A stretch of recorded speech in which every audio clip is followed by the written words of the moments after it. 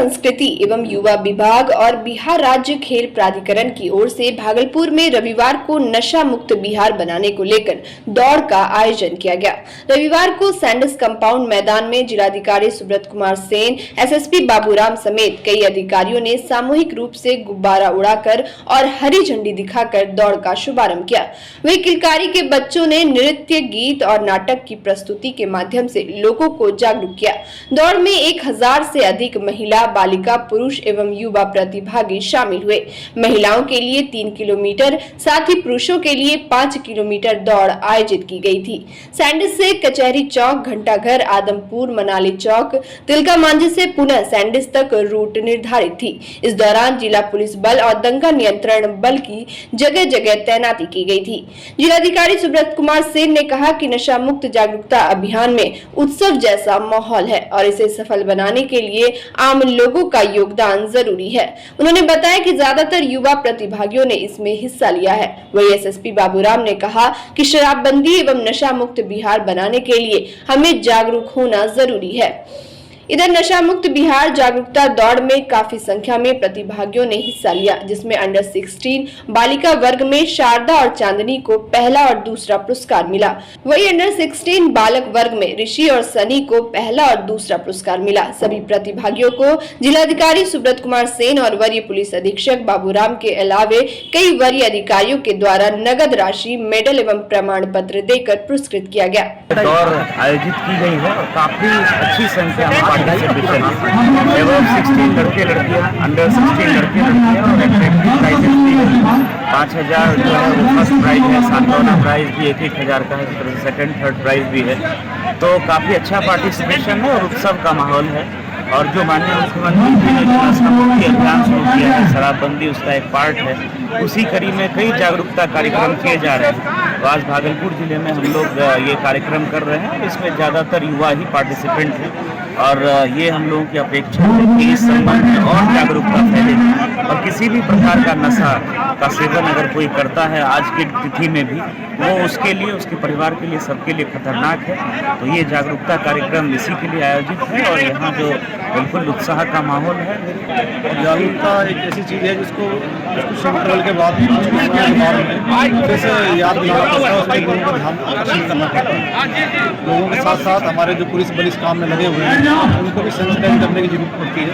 इसी उद्देश्य से आज का एक कार्यक्रम आयोजित किया गया है और काफ़ी संख्या में यहाँ प्रतिभागी लोग और दर्शक लोग इकट्ठा हुए हैं। और जो रूट है, रूट पर पूरी तरह से सुरक्षा की व्यवस्था की गई है। सभी महत्वपूर्ण जगहों पर पुलिस पदाधिकारी और बल की प्रतिनियुक्ति की गई है।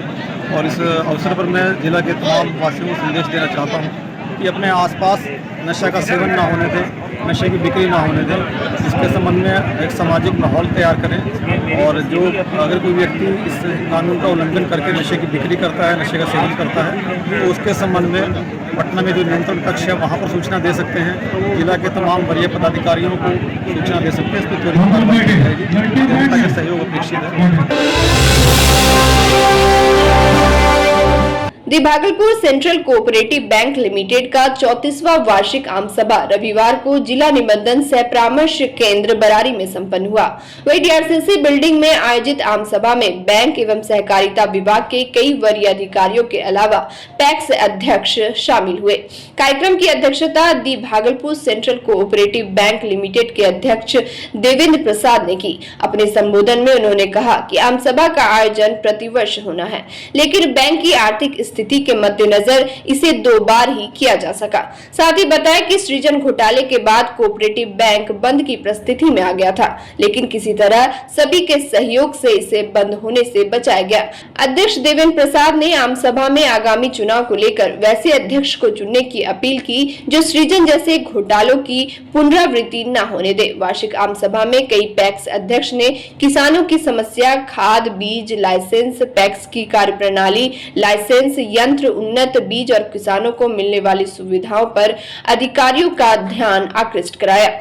वार्षिक आम सभा में आधा दर्जन से अधिक बिंदुओं पर विचार विमर्श किया गया। साथ ही बैंक के वित्तीय वर्ष 2022 से 23 के बजट की स्वीकृति पर चर्चा हुई। बैंक के प्रबंधन निदेशक ने 1 साल का लेखा जोखा पेश किया। इस अवसर पर बैंक से जुड़े प्रतिनिधि, सहकारिता विभाग और जिले के कई अधिकारी मौजूद थे। बैंक के वित्तीय वर्ष 2022-23 के बजट की स्वीकृति पर विचार, वित्तीय वर्ष 2018-19-20 के इक्कीस तारीख को वास्तविक आय व्यय की स्वीकृति पर विचार, बैंक की प्राधिकृत शेयर की सीमा 50 करोड़ रुपए पर विचार, जबकि बैंक की प्राधिकृत शेयर की सीमा अभी तक 25 करोड़ है, जिसको जो है तो बढ़ाया जाना जरूरी है। तो हम लोग जो है मतलब ये प्रस्ताव है कि इसको जो है 25 करोड़ से बढ़ाकर प्राधिकृत शेयर को जो है 50 करोड़ किया गया है। पुलिस जिला नौगछिया में अपराधियों ने लूट की नीयत से बस कंडक्टर पर गोलीबारी शुरू कर दी। हालांकि बस कंडक्टर बाल बाल बच गया, गोली बस यात्री के बगल से होकर गुजर गया। वही गोलीबारी की घटना से आसपास के लोगों में अफरा तफरी मच गई। मामले को लेकर बताया गया कि बाइक सवार अपराधी ने लूट की मंशा से बस कंडक्टर पर गोली चलाई थी। हालांकि गोली कंडक्टर को नहीं लगी। घटना के बाद नौगछिया एसडीपीओ दिलीप कुमार मौके पर पहुंचे और मामले की तफ्तीश में जुट गए। एसडीपीओ ने बताया कि बस के कंडक्टर को हिरासत में लेकर पूछताछ किया जा रहा है। वहीं पुलिस ने घटनास्थल से एक मोटरसाइकिल बरामद किया है। उसके बाद में उधर से पाइप लेकर आया, क्या हुआ, हम बोले ऐसा ऐसा बात हुआ। पूछा मैंने क्या हो रहा है, पहले कोई बात नहीं, बस उससे दोनों में झंझट में लगा, भाग गया, मोटरसाइकिल लगा दिया।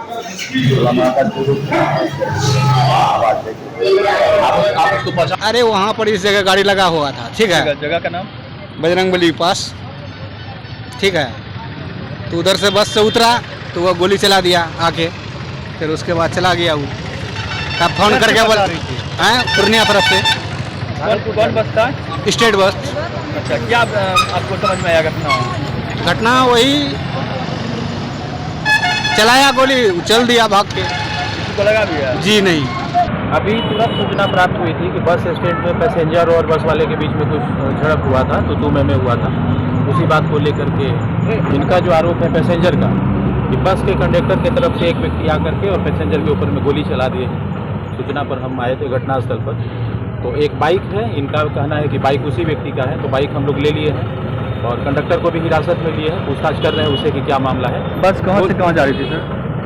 ये बस इधर पूर्णिया से भागलपुर की तरफ जा रही है, तो शायद इनको 0 माइल तक जाना था। उसी बात को लेकर के कुछ बकझक हुआ था और कुछ लोगों को लिए हैं, अभी पूछताछ कर रहे हैं उन्होंने क्या मामला है। गोली चलने की बात की पुष्टि हुई है। इनके द्वारा चलाया पुलिस? ये कोई अननोन व्यक्ति है जिनकी मोटरसाइकिल अभी बरामद हो गई है, तो अब उसके ऑनर का पता करते हैं कौन किसका गाड़ी है और जो भी इसमें होंगे शामिल उसको पैसेंजर्स हैं, कुछ भवानीपुर के हैं, वो अपने रिलेटिव्स को छोड़ने गए थे, वो छोड़ने आए थे। वो शायद जिनका है वो कहीं बाहर जाना उना रहा होगा, वो छोड़ने आए थे, उन्हीं के ऊपर में गोली चली। क्या नाम है पैसेंजर का?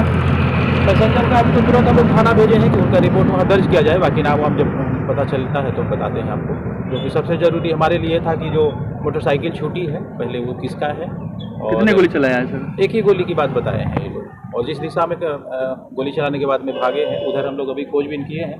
तो ये रास्ता नया टोला की तरफ निकल जाता है, शायद उधर की तरफ भागे हैं, लेकिन बाइक मेरे कब्जे में, अनुमान है कि जल्दी पता चल जाएगा। भागलपुर सुल्तानगंज के अजगैबीनाथ धाम में पूर्व केंद्रीय मंत्री सह जदयू के पूर्व राष्ट्रीय अध्यक्ष आरसीपी सिंह पहुंचे, जहां उन्होंने अजगैबीनाथ मंदिर में पूजा अर्चना की, जिसके बाद उन्होंने बिहार में जनसंपर्क यात्रा का शुभारंभ किया।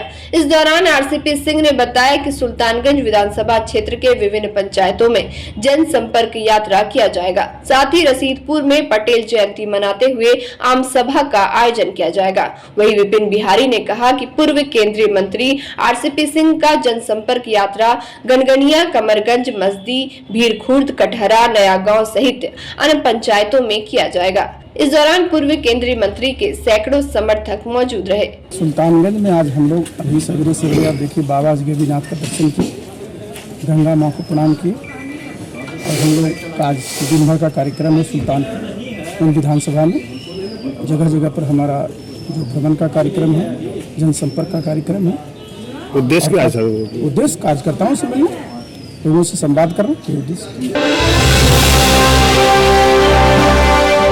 जिला विधिक सेवा प्राधिकार भागलपुर की ओर से मेगा लीगल अवेयरनेस कैंप का आयोजन किया गया। कार्यक्रम का शुभारंभ जिला एवं सत्र न्यायाधीश शिव गोपाल मिश्र, वरीय पुलिस अधीक्षक बाबूराम, जिला विधिक सेवा प्राधिकार की सचिव ज्योति कुमारी समेत कई जुडिशियल ऑफिसर के द्वारा किया गया। इस दौरान आंगनबाड़ी सेविका, आशा कार्यकर्ता, मुखिया, सरपंच, लॉ के छात्र छात्राओं को ग्रामीण क्षेत्रों में जाकर लोगों को कानूनी अधिकार के बारे में बताने को लेकर प्रशिक्षण दिया गया। वहीं डालसा के सचिव ज्योति कुमारी ने कहा कि जिला विधिक सेवा प्राधिकार सदैव आम लोगों के लिए कानूनी अधिकारों को बताने एवं लोगों को जागरूक करने के लिए तत्पर रहती है। कार्यक्रम के दौरान कई प्रशासनिक अधिकारी, अधिवक्ता, आंगनबाड़ी सेविका, स्वयं सहायता समूह की सेविका एवं लॉ के छात्र छात्राएं मौजूद रहे। कैंप का आयोजन किया गया है समीक्षा भवन में, जिसमें लॉ स्टूडेंट्स, आंगनबाड़ी सेविकाएं, आशा कार्यकर्ता, मुखिया, सरपंच सभी उपस्थित थे। उनको लीगल अवेयरनेस की लीगल जो भी कानूनी जानकारी है वो दी गई और उनको बताया गया कि आपका क्या अधिकार है, क्या कर्तव्य है, जिसके माध्यम से वो अपने अधिकार को जाने और उस दिशा में प्रयास करें ताकि उनको कानूनी सलाह मिल सके। भागलपुर जिला के जगदीशपुर प्रखंड अंतर्गत भवानीपुर देसरी पंचायत के मध्य विद्यालय तहसर के छत की स्थिति काफी जर्जर हो चुकी है। इस तरह की हालत से कभी भी अनहोनी घटना घट सकती है। जर्जर मकान में ही विद्यार्थियों को पढ़ाया और मध्याह्न भोजन कराया जाता है। वहीं इसको लेकर ग्रामीणों ने बताया कि अभी कुछ दिन पहले भी छत की छज्जे से पट्टी गिरने से बच्चे जख्मी हो गए थे, लेकिन फिर भी विद्यालय प्रबंधन इस पर ध्यान नहीं दे रही है। साथ ही ग्रामीणों ने बताया कि सभी क्लासरूम में गंदगी पड़ी हुई है। विद्यार्थी के कक्षाओं में जानवरों का चारा रखा जाता है। विद्यालय में टेबल कुर्सी की भी उचित व्यवस्था नहीं है। वही शिक्षक ने बताया कि मध्य विद्यालय तहसूर में शिक्षक की भी बहुत कमी है, जबकि प्रथम से अष्टम में 8 शिक्षक की जगह सिर्फ 4 शिक्षक ही मौजूद है। साथ ही विद्यालय की चारदीवारी भी टूट गई है। शिक्षक ने विद्यालय की दयनीय स्थिति बहुत खराब बताई। हम लोगों के माध्यम से कुछ करने नहीं, क्योंकि हम लोगों का काम है स्कूल आना, बच्चों को हमारे बच्चे अगर आ जाते हैं तो हमको बैठने का हम जगह नहीं दे पाते हैं। बच्चों को जमीन पे दड़ी बिछा के बैठाना पड़ता है। केबल है ही नहीं, यहाँ लगा नहीं है केबल। अच्छा। मध्य विद्यालय तहसूर में केबल अभी तक नहीं लगा है। पिछली क्लास को तो है ही नहीं। अच्छा। ऊपरी क्लास में 5 से 6 तक के 8 तक के लिए है, उसी में से एडजस्ट होता है। फिर दड़ी बिछाते हैं, दरी देते हैं, दरी पर बैठता है बच्चा। तो देखिए यहाँ चूंकि जो हरी सब्जी जो है यहाँ पर अवेलेबल नहीं है। अच्छा। लोकल स्तर पे अंडा वगैरह तो दिया जाता है, लेकिन अब अंडा नहीं दिया जाएगा। अच्छा। 175 रुपया कैडेट अंडा है, जो 30 अंडा का दाम 175 हुआ। सरकार हमको देगी 150 रुपये। अच्छा। 30 अंडे यानी 5 रुपया अंडा देती है। हम 6 रुपया अंडा कहाँ से खिलाएं? नहीं, सही बात है। हम अंडा नहीं खिला सकेंगे। आपके भी माध्यम से हम आपको बता रहे हैं कि हम अंडा आने वाले समय में जो सप्ताह आ रहा है इसमें हम अंडा बच्चों को नहीं खिला पाएंगे। क्या बोले, हम तो यही शासन प्रशासन या शिक्षा विभाग से मतलब कहना चाहेंगे कि स्कूल पे थोड़ा सा ध्यान दिया जाए। इसका जो इंफ्रास्ट्रक्चर है, जो इसका आधारभूत ढांचा जो खराब है, कम से कम इसको ठीक किया जाए। जनसुराज पदयात्रा के 36वें दिन प्रशांत किशोर पश्चिम चंपारण जिले के मच्छड़गावा पंचायत अंतर्गत मकोटा फतेहपुर गांव पहुंचे, जहां उन्होंने जनसभा को संबोधित करते हुए कहा कि उनका प्रयास है कि रोजगार तलाशने के लिए बिहार के लोगों को अपना घर परिवार और गांव छोड़कर न जाना पड़े। साथ ही उन्होंने कहा कि जैसे अन्य राज्यों की सरकार ने रोजगार की व्यवस्था की है, वैसे ही व्यवस्था वह बिहार में बनाना चाहते हैं। 12,000, 15,000, 20,000 रुपया खाती ओकरा बाहरे रहे के बाद ओकर लड़का एजा गांव में बड़ होता, लेकिन ओकरा संगे देखे के रहे के मौका नहीं के। रवा अपन माई बाबूजी जब बीमार बाण, लेकिन ओकर बेटा आके जब उनका संगे रह ना सके, देख ना सके।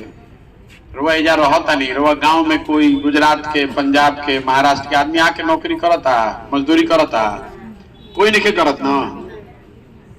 कोई महाराष्ट्र के, दिल्ली के, गुजरात के, केरल के आदमी आके एजा रोजगार हमनी के राज्य में नहीं के करत।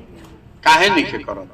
वो जो गरीबी बा, वो जो भ्रष्टाचार बा, वो जो यही देश के संविधान लागू बा, वो जो ये ऐसा चुनाव होता, तो ओजा के आदमी बिहार में आके रोजी रोजगार काहे नहीं करत? ऐसे कि कम से कम ओजा के राज्य में इतना व्यवस्था सरकार कर देले बा कि 10-15 हजार रुपया के रोजगार खातिर आदमी के अपन घर परिवार छोड़ के नहीं जाए पड़त। तो अगर ये व्यवस्था गुजरात में बा, महाराष्ट्र में बा, हरियाणा में बा, तमिलनाडु में बा, तो बिहारों में होके चाहिए ना भाई। तो रही तो ठीक रहे। तो जो पूरा प्रयास हो रहा बा कि आदमी के पहले जाकर समझल जाओ कि का समस्या बा। दूसर बात कि रउआ मदद से देखल जाओ कि समाज में कौन आदमी ठीक बाड़ा जेकरा के साथ में लेके चलल जाओ। जे नेता बा आवता वोट ले लेता ठग के भाग जाता, फिर रउआ के पूछत नहीं के 5 बारी से हम आइल बानी, हम बोलब हम रउआ के रउआ वोट दे देब तो हमहू भाग देब ठग के, हमहू फिर ना बेटाई रउआ से। तो यही से दल नहीं बनैले, यही से वोट नहीं मांगत। रउआ से मांगत नहीं का कि भैया बताई कि रउआ गांव में, रउआ शहर में, रउआ पंचायत में कौन आदमी ठीक बा जेकरा हाथ पकड़ के आदमी आगे बढ़ा दे, जेकरा के मुखिया विधायक जिला पार्षद जिता दिहल जाओ तो वो आदमी समाज खातिर कुछ करी।